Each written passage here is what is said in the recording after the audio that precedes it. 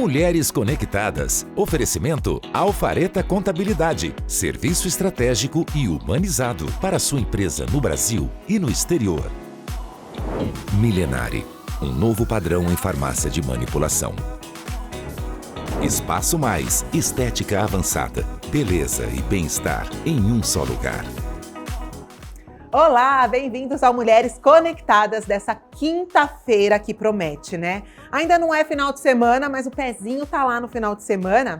Então hoje nós teremos muito conteúdo, muita informação e pautas super importantes, atuais para a sua vida, viu? Faz o seguinte, se você quiser participar com a gente, aponta teu celular para esse QR Code que está aqui na tela, manda sua pergunta, o seu comentário sobre o tema, porque eu tenho certeza que vocês vão querer falar sobre. Inclusive, uma das minhas convidadas está bem viralizada e tem uma caixinha de perguntas. Ela sempre faz caixinha de perguntas, né? E aí recebe centenas. Se vocês quiserem mandar aqui também. Se estiver assistindo a gente pela rede social, lá pelo canal do YouTube, pode mandar aqui as suas sugestões, os seus comentários, para a gente saber também o que você pensa. Aproveita, já que você está na internet, me segue também nas redes sociais, @ClaudiaLoia, para a gente bater um papo todos os dias, 7 dias por semana, quase 24 horas por dia eu fico por lá, viu? E não esquece, claro, de estar presente aqui nas redes sociais do Canal ABC, que é o @Canal ABC Oficial, _. Tá aparecendo tudo aqui na tela para você não perder nada. Porque aqui, ó, todos os dias, às 3 da tarde, a gente tem esse bate-papo gostoso, onde a gente conversa, a gente informa e a gente entretém também, né? Porque é muito gostoso a gente passar esse momento aqui entre homens e mulheres. A gente chama mulheres, nós chamamos mulheres conectadas, mas não são só as mulheres. Pode vir a família inteira pra frente da TV. Inclusive, vai lá, manda pra tua amiga, compartilha, chama todo mundo, pega tua água, teu cafezinho, você vai passar uma horinha delícia aqui comigo, porque tá no ar o Mulheres Conectadas.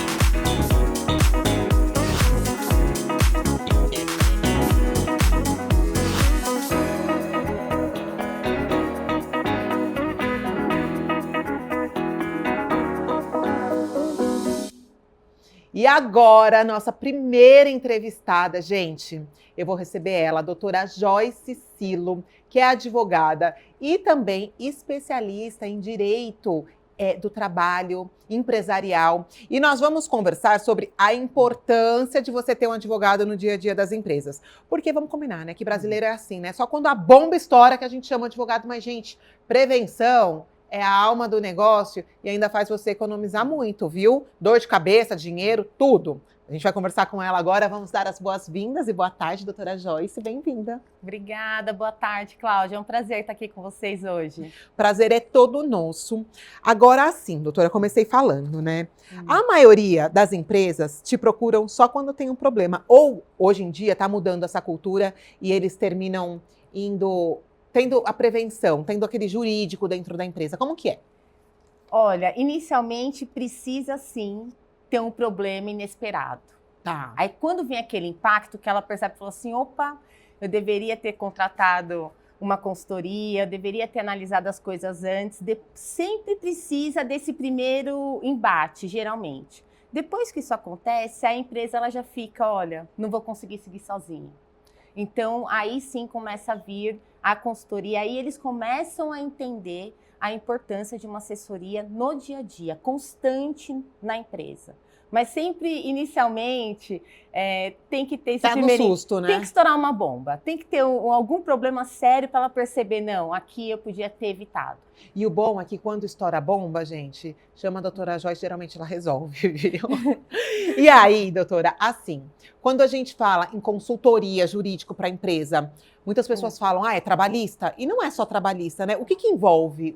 No que o advogado pode ajudar tanto o pequeno empreendedor quanto os empreendedores maiores?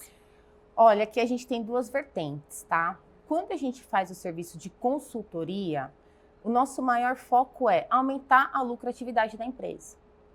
Então, o advogado, ele está ali para conseguir direcionar algumas ações, algumas estratégias jurídicas, né? Mas no dia a dia, no operacional da empresa, que isso no final repercuta tenha como repercussão o lucro maior. Então, a gente sempre tem a percepção, a grande maioria das pessoas, que o advogado está no dia a dia da empresa para evitar problema. Mas é justamente ao contrário. O foco principal da consultoria jurídica nas empresas, no cotidiano das empresas, é o aumento da lucratividade. E isso em todas as áreas, trabalhista, tributária, do consumidor. Então, a gente consegue ter alguma visão diferenciada para falar, olha, se tiver um ajuste aqui, a gente consegue aumentar a lucratividade ali. Para isso, o advogado ele tem que estar inserido entre a diretoria da empresa, o quadro societário, os diretores e o operacional. Tá? Tanto o operacional interno quanto externo. Quanto, por exemplo, se é um varejista, tem que estar virado para o marketing, para o que está acontecendo em volta. Então, esse é o primeiro ponto da consultoria jurídica. Tá? Aumentar a lucratividade. Porque aí você consegue, inclusive hoje em dia, né, quando a gente fala muito em networking, a gente bate muito aqui, nós mostramos aqui os projetos do Divas e tantas outras, né, vertentes de mulheres empreendedoras que se unem, não só mulheres, homens, mulheres. E aí rola aquela coisa na hora do networking, o investimento, ou o sócio investidor, ou se eu devo investir em determinada empresa. E o advogado também pode ajudar nesse sentido? Olha, eu digo que assim, toda empresa, independente do porte dela financeiro, ela começa pequena. Porque ou são 2, 3 investidores que querem realizar um projeto, ou é uma empresa de uma pessoa só, mas ela é pequena, mas são sempre com poucas pessoas. E desde este momento, né, tem que ter uma assessoria jurídica. Por quê? Porque na assessoria jurídica, e uma assessoria jurídica com as partes envolvidas, sendo sincera, né, falando a verdade a respeito dos riscos daquela operação. Porque aí sim o advogado vai conseguir contribuir para que as pessoas consigam organizar a operação que elas querem de uma forma segura, né? Consciente, analisando alguns riscos que às vezes para os investidores eles não conseguem ter essa percepção. E o advogado, quando ele tem todas as informações que envolvem o negócio, que não é só o que a gente vai vender, o que a gente vai produzir. O advogado ele tem que ter informações outras para ele poder ter uma visão holística de toda a operação e, a partir dali, orientar quais são as melhores ações para diminuir os riscos e aumentar a lucratividade. Porque senão pode dar erro e, às vezes, dá erro grave. Perfeito. Então, olha que bacana, essa vertente, às vezes a gente não fala muito, né, sobre esse apoio jurídico na hora do investimento. Claro, a elaboração de contratos entre sócios e os contratos de trabalho, né? Queria que você exemplificasse, que a doutora, ela atende muito a questão trabalhista também. Quais são os erros mais comuns e, assim, se você considera mais tolos que o empreendedor às vezes comete na questão trabalhista para já ligar uma antena, porque às vezes você está assistindo aí do outro lado e aí fala, nossa, mas eu faço isso, achei que podia, fulano faz, todo mundo faz. Não é bem assim. Não é bem assim. Eu acho que se for para eu dizer alguma coisa cuidado com a comunicação. Eu acho que o que gera o maior custo, o maior problema nas empresas quando se trata de parte trabalhista é a parte de comunicação, tá? Entre quem é superior com os inferiores. Então, cuidado com mensagem de WhatsApp. Você não pode escrever qualquer coisa, porque depois aquela mensagem ela vai sair de contexto e pode gerar um prejuízo muito grande. Cuidado como você pede as atividades para o empregado. Cuidado como você trata, porque às vezes a afinidade ela pode causar um prejuízo muito grande para o empresário, porque depois aquela afinidade, aquele ambiente descontraído, quando a gente passa para o final da relação trabalhista... É igual casamento, gente. Nossa, dá muito problema. E aqui uma outra dica. Às vezes a gente tem, e isso está acontecendo constantemente, quando as empresas elas já têm um porte maior, o que acontece? Muitas vezes existem várias plantas de atuação, várias filiais. E o que acontece? Às vezes os gerentes dessas filiais, dessas plantas, desses escritórios que ficam em vários locais, eles alteram jornada de trabalho, eles alteram a função do empregado. Então, eles fazem alguns ajustes no ambiente ali, sem comunicar o departamento, a diretoria de RH, os sócios da empresa. E quando a gente vai perceber, isso já teve uma repercussão trabalhista negativa para a empresa muito grande. Então, cuidado quando vocês dão autonomia para aquelas pessoas que estão no dia a dia dos empregados, para eles saberem quais são os limites de atuação deles. Porque você não pode trocar a jornada do empregado a todo instante, você não pode qualificar ele de função para agradar, porque muitas vezes está todo mundo ali e fala, eu era auxiliar, me põe como assistente. É simples, mas juridicamente isso repercute. E repercute muito mal para a empresa às vezes. Tudo isso tem que ser avaliado então pelo RH ou pelo jurídico, né? Pelo jurídico, principalmente. Para fazer o quê? A observação entre convenção coletiva, legislação, estratégia da empresa a médio e longo prazo. Porque às vezes algumas ações que a empresa toma hoje no operacional, que eu chamo de chão de fábrica, depois de 1 ou 2 anos, ela não vai conseguir se sustentar. Né? Então, a gente tem que casar também a parte trabalhista, legal, e a parte também do plano de negócio, porque um aumento de um assalariado aqui tem um impacto, né, no plano de negócio e na operação, num prazo, por exemplo, de 2 anos, que às vezes corrói 40% do lucro que você achou que você ia ter. Então, é por isso o advogado acompanhar o administrativo da empresa, o operacional, ele é imperioso para a gente poder ter essa visão. Falar, aconteceu isso, calma que eu sei que isso pode repercutir lá na frente no financeiro, lá na frente no tributário, ou tem uma questão sindical grave, enfim. É muito importante. Porque tem que cruzar todos esses dados, né? Não é só a legislação, porque cada um tem a sua convenção, né? Cada área tem a sua convenção. Isso. Então tem que consultar também essa convenção, porque a convenção, geralmente, ela se sobrepõe à legislação, não é? No que ela for mais específico e tiver correta dentro da legalidade, sim. Então, às vezes, convenção coletiva, ela varia de acordo de cidade para cidade. Então, uma empresa, ela faz a mesma atividade em várias cidades, certo? Cada cidade tem um piso salarial para aquela categoria, eventualmente. Aí, se eu quero transferir o empregado para outro, aí vem o operacional, 2 cidades próximas, né? O piso é R$2.000, no outro é 3. Aí eu pego esse de R$2.000 e falo assim, ajuda lá naquela operação, porque faltou 5 pessoas. Vou transferindo ele para lá. Vai gerando um passivo trabalhista aqui. Porque depois ele fala, olha, eu prestei serviço lá e lá o piso é diferente. Eu quero receber, lá eles têm outros direitos. Às vezes, em uma cidade, a categoria tem direito a convênio médico, na outra não. O convênio médico tem um impacto gigantesco na folha de pagamento. Nossa, tudo. Olha quantas coisas devem ser pensadas. Perfeito. No custo da empresa, isso tem um impacto gigante. Então, você tem que contratar como? Cada um na sua cidade, mas não dá, porque você tem que fazer... Você não pode ficar admitindo e demitindo. Quanto que é o tempo da obra? Qual você precisa mais em qual lugar? Como que a gente faz essa transferência de empregados? Quando pode fazer e quando não pode, para não ter essa repercussão? Porque tudo isso vai gerar um custo. Se fizer de qualquer jeito, fizer errado, pode gerar um custo altíssimo e que só vai causar e vai gerar prejuízo para a empresa. Perfeito. Agora, doutora, a gente olha assim toda essa retaguarda, né, para uma empresa e a gente pensa, será que para minha? O que você considera? Por exemplo, uma empresa que tem ali seus 3 funcionários, já precisa desse apoio jurídico ou pode ser de vez em quando, ou chama o advogado, olha, a cada 6 meses a gente vai dar uma olhada, ou não? Essa microempresa já pode também ter essa consultoria jurídica. Ou você fala, Clau, dá para a gente trabalhar assim, mas quando é um pouco maior, já tem lá seus 4, 5 funcionários, aí precisa estar ali no dia a dia. Ou desde pequenininha? Desde quando você teve a ideia de empreender. Olha, gente, tá vendo? Ó o pensamento, né? Sou muito pequena ainda. Não. Mas se você continuar pensando assim, você não vai crescer. Quando você é pequeno e você teve a ideia de empreender, ali você já precisa ter um mapa. Você tem que construir o seu mapa.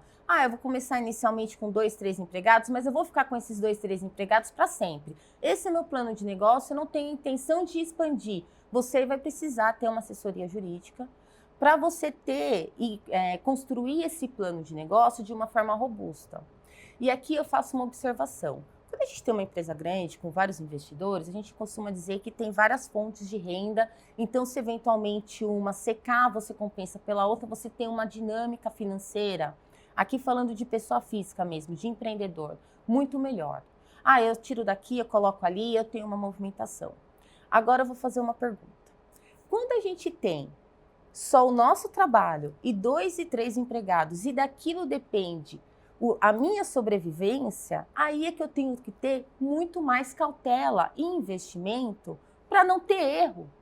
Exato. Todo mundo precisa. Mas nesse caso é assim, olha, você não tem um patrão.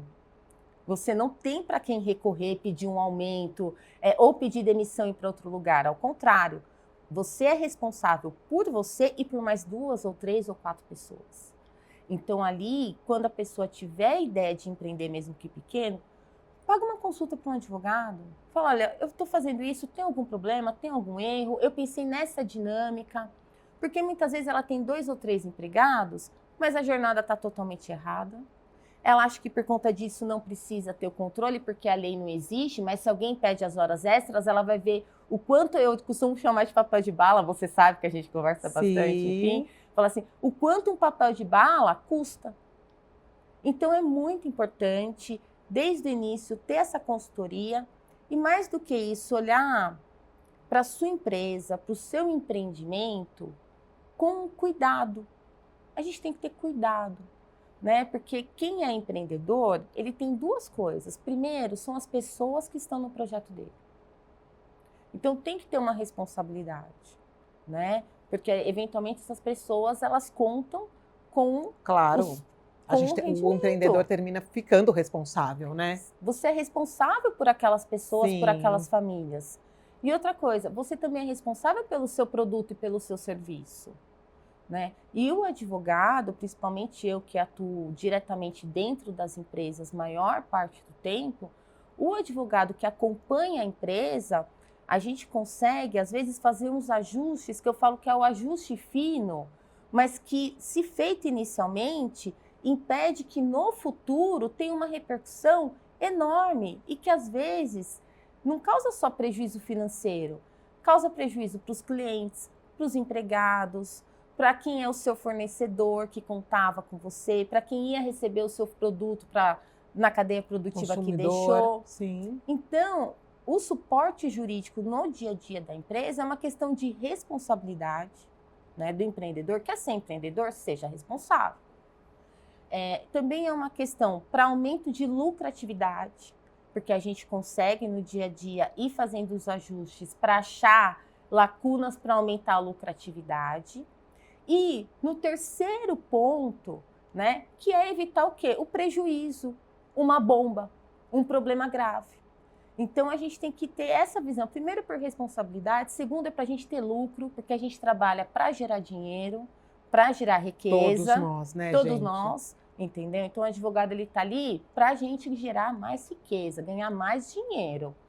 E depois, para o quê? Impedir que tenha algum ponto cego, algum erro ou algum problema na empresa que cause prejuízo. E você não precisa passar por isso, né? Contratando um advogado, mesmo que você seja pequenininho, tira esse pensamento, já começa certo, para lá na frente, se você quiser crescer, você vai crescer. Se você não quiser, você vai ser sustentável, né? Não vão ter essas bombas que podem te quebrar, porque bomba, gente, dependendo da bomba, quebra, né?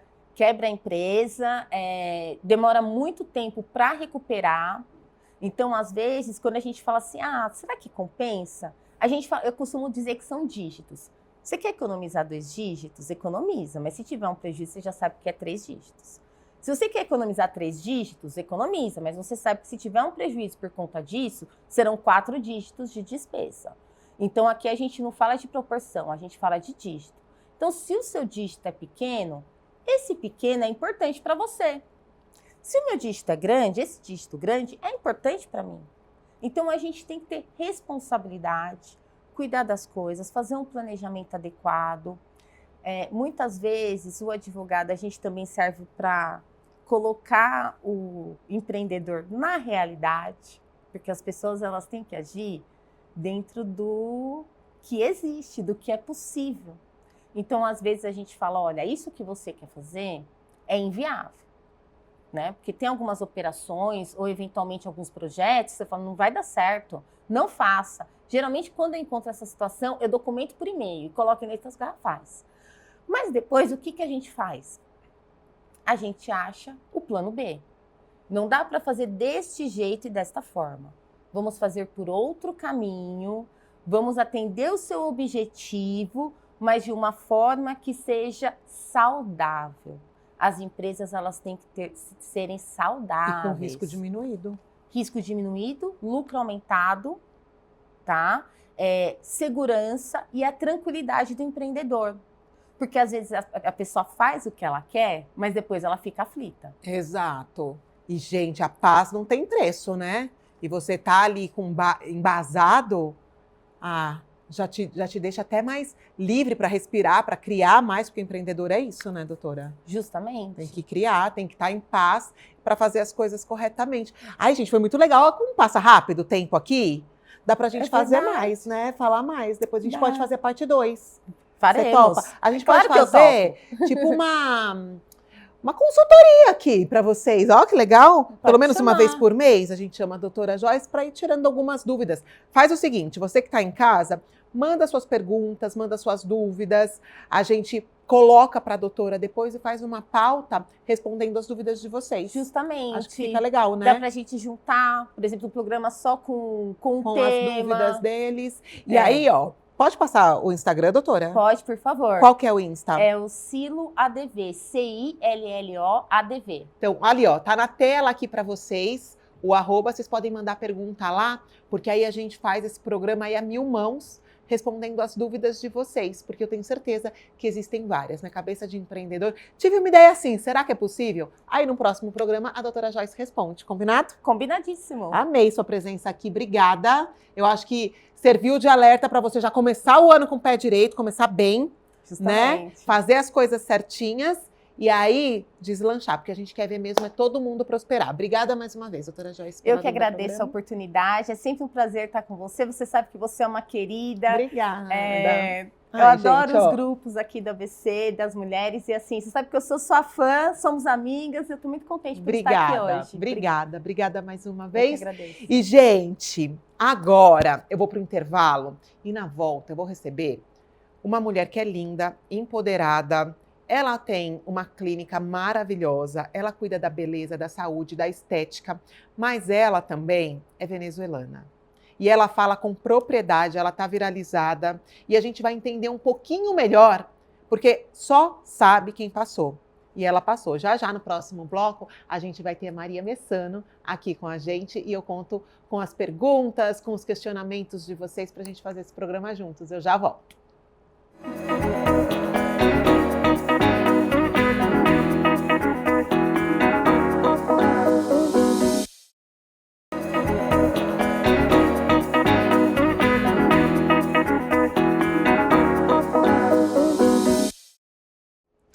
Voltamos! E agora eu estou com ela aqui, que eu já conheço há alguns meses, que é a doutora Maria Messano. Ela é biomédica, esteta e venezuelana.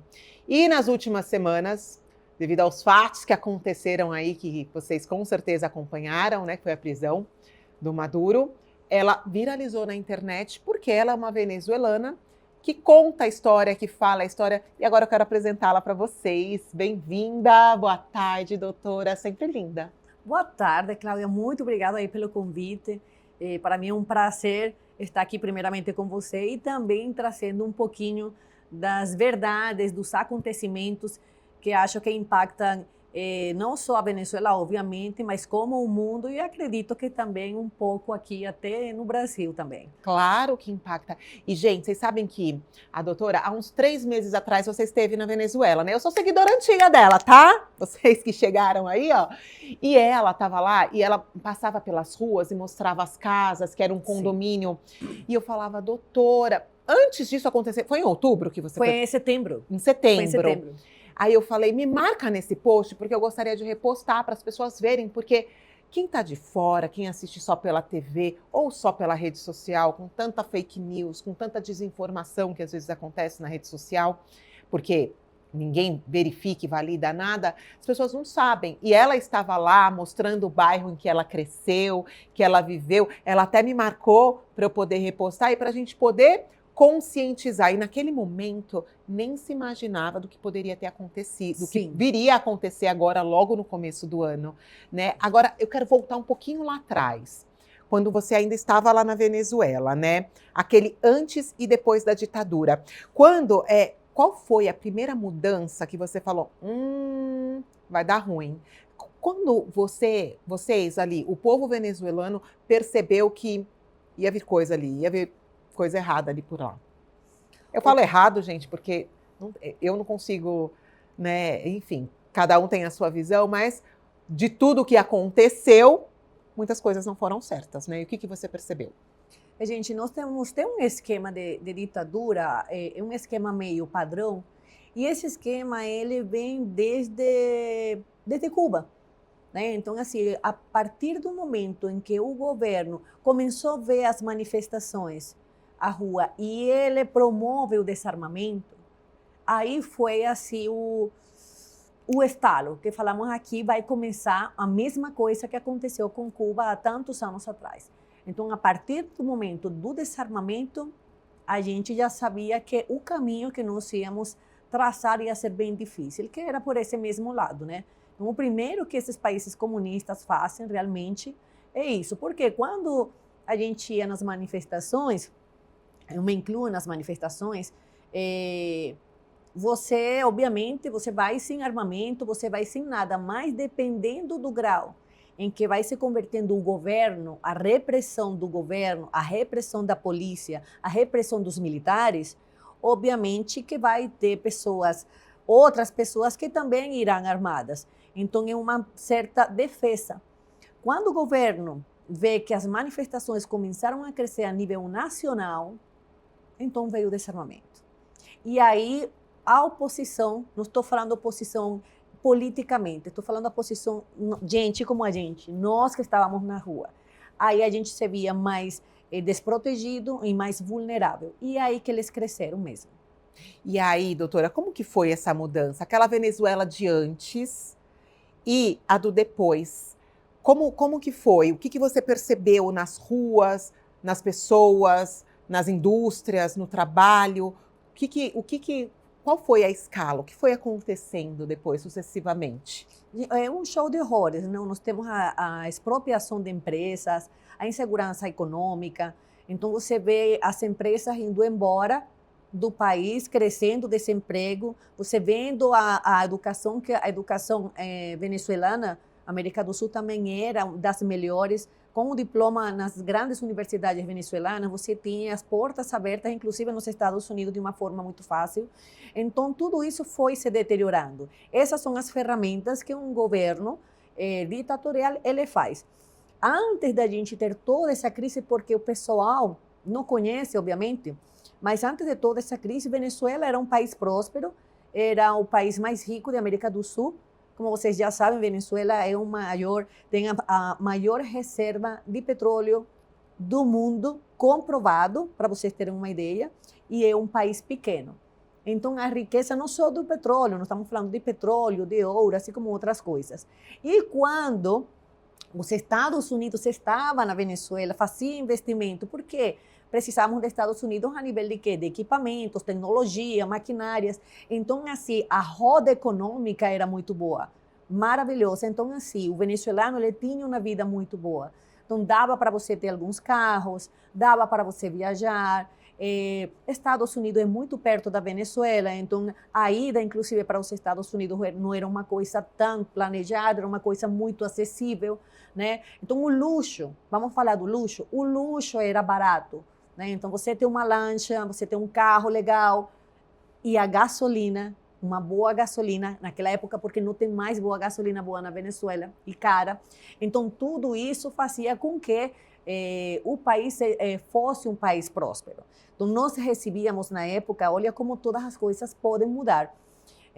Na época nós recebíamos muitos imigrantes, muitos portugueses, italianos, pessoas árabes, de Brasil não tinha muito, não, que eu me lembre, não, mas especificamente essas nacionalidades. E por que eles iam lá? Porque era muito bom, era muito bom. E agora nós temos todo um cenário muito diferente, né? Que agora é o venezuelano, que infelizmente teve que emigrar. Estamos falando aproximadamente de 8 milhões de venezuelanos no mundo. No mundo fora do país. Assim como a doutora, deixaram para trás pai, os avós, os idosos. Uhum. Você tocou muito num assunto, e é legal a doutora Maria falar sobre como era o antes, porque no bairro que ela passou, ela foi para academia, e as casas eram muito lindas. Sim. Eram grandes casas, que aí você via ela passando ao fundo, assim, conforme vão passando os anos, vai ficando sem manutenção, é claro que tudo deterioriza e vai ficando mais feio. Mas você percebe que era um bairro de alto padrão, ali onde você estava, né? E hoje em dia já não se consegue mais. E aí quem ficou na Venezuela são os idosos, são as pessoas que não tiveram para onde correr, que estão lá até hoje. E como eles estão? Sua família está lá, né, doutora? Sim. Como que funciona? Como funciona toda essa parte migratória? Não é assim que a pessoa vai lá, eu vou emigrar, não. Nós temos pessoas que morreram muito na parte migratória. No Dairém, se vocês conhecem mais ou menos as histórias do Dairém, é uma tristeza muito grande. Então, qual que era a logística? Vamos falar de logística para não falar outra palavra? Ok. É que as pessoas mais jovens, elas saem do país, né? Do jeito que for, seja Estados Unidos, seja aqui mesmo no Brasil. Eu conheço muitas pessoas refugiadas, graças a Deus eu não sou refugiada. No Brasil, Colômbia, Chile, Peru, Bolívia, enfim, todos esses países. Então, essas pessoas, as jovens, elas saem, têm um emprego, ganham um pouco de dinheiro, se estabelecem. Então, são essas pessoas de fora jovens que, quando pegam um dinheiro, mandam depois buscar os pais. É mais ou menos a história que aconteceu, inclusive, com a minha sobrinha, com a minha irmã, dessa mesma forma. Então, os jovens saem, mandam dinheiro, trazem os pais de alguma forma, e aquelas pessoas que não podem e que não querem, por exemplo, vamos falar das pessoas idosas, as pessoas idosas já têm toda uma vida, né? Não estou falando raízes, né? Que ainda que a situação esteja em uma extrema pobreza, no extremo do extremo, são pessoas que não vão sair do lugar onde elas estão. Então, elas são mantidas por quê? Por nós, que estamos lá fora. Então, a maquinária hoje da Venezuela não é porque o pessoal lá tem emprego, que conseguem se sustentar. É nós que estamos aqui fora que conseguimos sustentar as pessoas que ficaram. E é assim como funciona. Estava até falando em outra entrevista, falando das profissões. O venezuelano sempre foi muito estudoso, né? Então, nós temos grandes médicos, grandes advogados, tudo isso. E hoje, quando você vai para a Venezuela, é tão triste que você pode sair para a rua e perguntar para qualquer um qual que é a profissão, e o médico vai te falar, eu sou comerciante. O advogado vai te falar, eu sou comerciante. Porque ele não consegue mais exercer. Porque não se exerce mais. Então, hoje, a Venezuela vira o quê? Um comércio. Então, como que funciona esse comércio? Inclusive, na parte dos meus familiares. Se você, no mercado, achou uma oportunidade de conseguir 1 litro de leite por R$5, você consegue vender por R$5,50, olha só, já está no lucro. Então, nos grupos de WhatsApp, eles vendem coisas, vendem alimentos, vendem farinha, leite, café. Esse é o movimento econômico que a Venezuela tem. Não tem nada a ver com petróleo, nunca vimos o petróleo, nunca o venezuelano foi beneficiado com o petróleo. Esse é um tema assim que eu acho absurdo o pessoal tocar sobre isso, porque nunca se beneficiou. Eles não comem petróleo, eles comem comida. E até isso foi negado, né? O povo estava sendo, né, limitado em tudo, Cláudia. É uma coisa assim, que infelizmente... Educação, saúde, transporte... Educação, então. Você quer dominar um povo, pessoal? Não dá educação, ou dá a educação da pior que for, porque assim eles têm domínio. Você quer dominar um povo? Dá coisas de graça. Dá coisas de graça. Dá alimento de graça.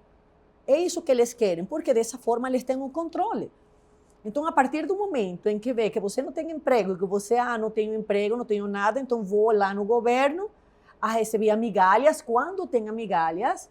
Quando tem, né? Porque na teoria é uma coisa. Subiu a migalha, porque até os militares tomaram conta dessas migalhas, para vocês terem uma ideia, que são os que controlavam lá na Venezuela. Então, o governo toma posse de você por conta disso. Então, nós temos a alimentação, nós temos a educação, vem a doutrinação. Então, a doutrinação, ele começa de que antes a gente via em algumas universidades doutrinação, ok. Hoje, pessoal, a doutrinação vem da escolinha. Os livros da escola já vêm doutrinando, tem as chaves como um Deus, ok? De uma forma assim, é doente. Então, essa geração que veio depois, que não viveu o que a Venezuela realmente era, elas vêm com uma mentalidade muito doutrinada através das escolas. E é assim como o governo mantém o domínio. E sem falar que a gente deveria, vamos fazer uns 5 programas mais falando sobre a ditadura venezuelana, sem falar com a regulação da mídia, a expropriação dos meios de comunicação. Que é o quarto poder, né, gente? Vamos combinar. É o poder. A mídia é o poder. Hoje nós não temos nenhum canal contra o governo. Ele expropriou, tirou. Quando você vai lá na Venezuela, todo o canal é falando bem do governo, do socialismo, está tudo certo, nada acontece, é todo um mar de flores, né, Cláudia? Inacreditável isso. Olha o perigo, gente. Os canais por cabo, não é qualquer canal por cabo que ele tem acesso, não. É tudo também regulado. Então, tem, para vocês terem uma ideia, quando aconteceu a prisão do Maduro, do dia 3 de janeiro, bendito seja Deus, eu dei a notícia para meus familiares. Porque eles ainda não sabiam. tinham chegado lá. Não. Nas últimas manifestações que estavam matando venezuelanos na rua, quem ligou, quem deu notícia, porque a gente não pode fazer muito pelo WhatsApp, porque é monitorado, fui eu. Porque eles estavam, sério, o que está acontecendo? Então, eles limitam tudo, os meios de comunicação. É uma arma, uma ferramenta extremamente frágil que deve ser cuidada no mundo inteiro, inclusive no nosso país, aqui no Brasil também. Tem que tomar cada vez mais cuidado. E olha que importante isso, né? Às vezes a gente vê ações de governos que, vou dar para você, e aí você não dá a vara da pessoa e pescar. Ela nunca vai conseguir crescer e vai aceitar ser pequenininho e ser pisoteado cada vez mais. É o que eles querem. É o que eles querem, e assim, não estou fazendo apologia, mas é só colocando uma reflexão para vocês.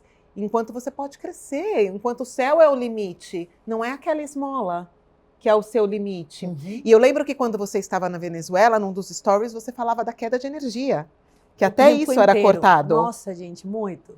Era diariamente 2, 3 vezes a queda de energia. Um aniversário da minha mãe, aí a gente na parte de fora de casa, sem energia, a gente assim. Eu até postei os vídeos, isso foi no ano retrasado.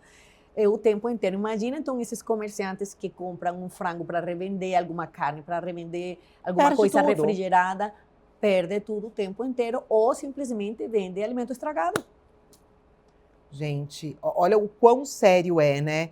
E agora, voltando aqui para os acontecimentos a partir do dia 3, eu lembro que quando você fez o primeiro post, as pessoas te perguntavam, vamos voltar um pouquinho aqui na questão do petróleo, mas o Trump foi até lá e ele vai pegar todo o petróleo do país. Eu gostei muito de uma analogia que ela fez sobre nós pagarmos pelos favores. Uhum. Né? E que o povo venezuelano, e isso que é interessante, não é achismo, não é partido. A gente tem que ouvir quem está lá, quem sofreu, quem teve que migrar, deixar os idosos, o seu avô, a sua mãe ali, mandar dinheiro para sustentar, porque só quem viveu sabe. Não dá para a gente meter o bedelho no que você não viveu, no achismo. Claro. Né?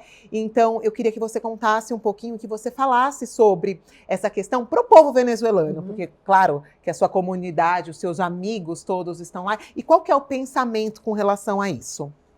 Olha, hoje a situação é tensa mesmo. Nós estamos comemorando, o venezuelano que está fora do país está comemorando muito.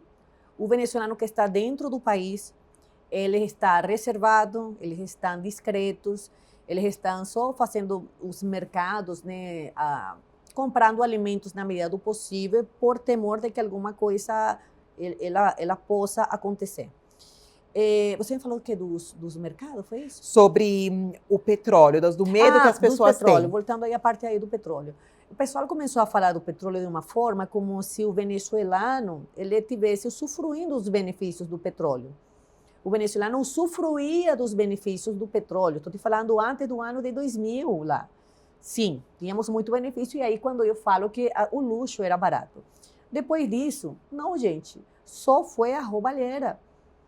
Muita gente falando que as sanções, que o venezuelano está assim por causa das sanções econômicas. Pessoal, peguem um livro, leiam história. Não é por causa das sanções econômicas americanas que a Venezuela conseguiu a crise que ela tem. Falando de roubo, que Estados Unidos vai roubar. Gente, toda pessoa que trabalha é justo, você trabalhou, você vai receber. Seria uma hipocrisia. E eles foram muito claros nisso, o governo americano. Que eles iam receber toda a estratégia que eles estavam fazendo. Todo o investimento. Todos os gastos, o investimento ia ser cobrado. E pode ser cobrado porque a Venezuela é rica. A Venezuela é rica, nós temos dinheiro para isso. E vai com Deus, pode pegar tudo o que for. Agora, quando eles falam que eles vão reconstruir o país e que vão utilizar, sim, agora, o dinheiro dos recursos, para quê? Para as refinarias petrolíferas, porque antes, para você ter uma ideia, na nossa época boa, se faziam até 3 milhões, se produziam até 3 milhões de barris de petróleo por dia. Hoje não chega a 1 milhão. Então, imagina a maquinária que nós temos aí produtiva para a gente voltar a ter esse tipo de riquezas. Então, sim, o petróleo é justo que Estados Unidos pegue, sim. E como eu falei para você, o pessoal está falando só de petróleo, a Venezuela é rica em muitos outros minerais, em terras raras, material que é para fazer chip de celular. Nós estamos falando de uma riqueza muito grande. Só que nós temos aí quase 3 décadas que o venezuelano não viu nada disso, só viu miséria. E o que eles fizeram? Não sei se vocês também chegaram a ver as notícias, não me lembro agora quantas toneladas de ouro que o presidente que alguns defendem, o ditador que algumas pessoas defendem, ele roubou e estão na Suíça e que foram congelados. Então vamos entender um pouquinho mais a história. Nós temos aí, não foi um sequestro de um presidente, não foi um sequestro de Maduro. Gente, foi simplesmente uma ação cirúrgica na Venezuela para extrair um narcoditador. Ele é um assassino porque ele matou um país de fome, ele acabou com um país. Ele é um narcotraficante que, assim como foi o venezuelano prejudicado, também os Estados Unidos, e aonde chegava essa droga em qualquer outro país, também era prejudicado. Então, precisavam olhar com atenção, sim. Ah, sim, mas que eles foram para a Venezuela por causa de petróleo. Não nos importa se foi por causa do petróleo. Graças a Deus, então, que nós temos o petróleo e que eles olharam para nós para isso. Porque você imagina, o pessoal estava assim, sem esperança nenhuma. Eu nunca perdi a esperança. Aí elas me chamavam minha família me chamava que eu era sonhadora. Poliana, eles falam aqui no Brasil. Porque o que mora lá não tinha esperança. Não tinha. E cada vez que acontecia alguma coisa, de alguma manifestação ou eleições, e eu falava, olha, eu acho que dessa vez vai dar certo. Tanto a minha família como as pessoas que moravam lá, que eu conheço, falavam, Maria, você está acreditando nisso?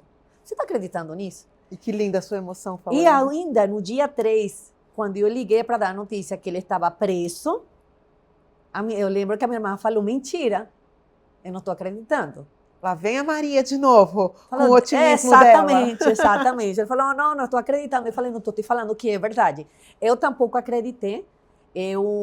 Depois de receber as mensagens, eu fui para os canais brasileiros, falei, se o Brasil está falando que ele está preso, então por quê? É verdade, né? Aí eu comecei a ver os canais daqui, os Instagram, eu falei, mentira! Minha amiga, aí foi chorar, eu não conseguia falar, eu não conseguia me comunicar, assim, foi um show, mas para você ver como as pessoas vão perdendo a esperança. E então agora ser questionado por petróleo, as pessoas só verem essa parte, é como se vocês estiverem apagando toda a história de Quantas torturas, de mortes. presos políticos, de fome, de miséria que ele fez para meu país, né? Acho injusto essa parte, acho injusto mesmo. E só quem viveu. Quantos anos você está aqui no Brasil, doutora? 20 anos, vou fazer em fevereiro, vou fazer 20 anos. E aí, gente, que eu quero depois, no próximo programa, convidar a doutora para falar, porque ela empreendeu aqui no Brasil, Sim. ela é biomédica, esteta, ela tem trabalhos lindíssimos, ela prosperou, ela conseguiu manter também a sua família lá na Venezuela com o trabalho dela aqui no Brasil. E que gostoso poder dividir com você, poder entender um pouquinho mais. Eu vendo a doutora falar aqui, e todas as vezes que eu vejo, desde quando eu comecei a te seguir mais firme lá no ano passado, e quando ela foi para a Venezuela, que eu pedia para ela me marcar nos vídeos para eu ver, eu achei sempre tão importante, é tão bom, é tão gostoso a gente ouvir a história de quem viveu e fugir um pouquinho, gente, de achismo, de rede social, de teoria que na prática não funciona. Que não funciona, gente. Olha o que aconteceu. Olha o que a família dela passa e os amigos. Como a doutora falou aqui, as pessoas ainda lá estão com medo. Muito estão medo. receosas. Sim. É como se fosse bom demais para acreditar para ser verdade. Sim. É mais ou menos esse sentimento, eu acho, né? Sim. Porque a liberdade, o sentimento de liberdade, ó, vai uma geração para mudar. Até porque essa geração, como a doutora falou ali, está sendo educada Doutrinada, ali, né? né? Doutrinada. E aí são os mais velhos, são as pessoas que vivenciaram uma Venezuela diferente, rica, com luxo, com acessos, que vão ter que trazer essa esperança de volta, porque as pessoas não têm. Não tem. A esperança termina sendo pisoteada, sendo massacrada, e eles não conseguem, a pessoa não consegue. Olha que sério isso, gente. Não consegue sair dali. Sim, infelizmente. Se informem, compartilhem esse programa. Não é qualquer pessoa que está falando. É quem viveu, é quem está aqui com os olhos cheios de lágrimas. Você me emocionou muito. Falando sobre a história.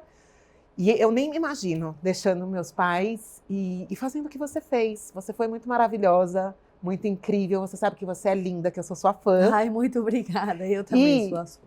Que bom que as pessoas estão te seguindo, estão te ouvindo, que vocês cada vez mais... Coloca o Instagram aqui da doutora Maria, por favor. Cada vez que ela ganha 1000 seguidores, eu fico muito feliz. Porque é informação de verdade, Sim. É informação relevante, é informação de quem esteve lá. Não de quem quer levantar partido, de quem quer fazer algazarra na rua. Com certeza, com Né, certeza. doutora? É o real, né? É o real. Maravilhoso. É que aqui, infelizmente, politizaram. Mas a realidade é uma só. É uma só. É uma só. Eu vou deixar você finalizar com o que você quiser falar, de recado para quem nos assiste aí em casa, e fica a reflexão para você mandar esse vídeo para os jovens, para os mais velhos, para quem às vezes não está acordado para o que acontece no mundo e só vive numa bolha. O mundo é muito maior, gente. E a gente tem que ouvir as pessoas, a gente tem que se comunicar. Porque se a gente limitar isso aqui, ó, que é o canal de comunicação, fatalmente vai acontecer o que aconteceu lá. Então tomem cuidado. Deixo com você, doutora. Então, muito obrigada aí pelo convite, muito obrigada aí ao Canal ABC por essa oportunidade. Eu acho importante isso que vocês estão fazendo, de dar voz para situações que são importantes. Hoje eu acho, o meu recado, se envolva com política, que eu quero falar com que política? Com o que está acontecendo na política. Ah, eu não gosto. Não se trata de gostar. É uma obrigação sua como cidadão saber o que está acontecendo. E uma última coisa que falo aí para vocês. Liberdade não se negocia. Liberdade não se negocia com Bolsa Família. Liberdade não se negocia com nenhuma regalia. Nós estamos falando aí de uma enganação, uma fumaça simples aí, que por detrás dessa fumaça vem tudo que aconteceu no meu país. Então está na hora da gente retomar os trabalhos, dar valor ao trabalho, dar valor ao estudo, se informem mais. A educação é fundamental. Lembrem-se, quando nós temos um país em que a educação está falha, quando nós temos um país em que a doutrinação entrou nas escolas, entrou nas universidades, o futuro desse país não pode ser diferente do da Venezuela. Meu conselho, então, é, pessoal, liberdade não se negocia. Sejam livres sempre. Obrigada, doutora, mais Obrigada, uma vez por Cláudia. ter vindo. Fica o convite aqui, porque eu quero também aproveitar e mostrar os trabalhos da doutora aqui, que são impecáveis. né? Tudo que ela faz na clínica. Então fica aqui aberto o convite para você voltar e para a gente falar de prosperidade, de beleza, sim, de autoestima, que é muito gostoso, que você traz pra gente. Com certeza. Só da gente olhar, doutora, a gente já fica com a autoestima, a gente fala, quero ser igual a ela. Maior prazer, igual a ela, né? Mas maior prazer vir para cá, com certeza. Obrigada mais uma vez por ter vindo ao programa. Gente, eu espero que vocês tenham amado. O conteúdo hoje está riquíssimo. Compartilhem, entendam. Podem discutir também, porque é o que ela falou, olha, a política tem que ser discutida, a gente tem que falar sobre. A gente pode não gostar, a gente não compactua com determinadas situações, mas a gente tem que entender, tem que falar sobre e tem que se posicionar. Obrigada à audiência de vocês, obrigada a todos os colaboradores mais uma vez, ó. Beijo, fiquem com Deus. Amanhã tô de volta aqui no mesmo horário. Obrigada mais uma vez, doutora. Obrigada, Cláudia. Beijo, beijo, gente.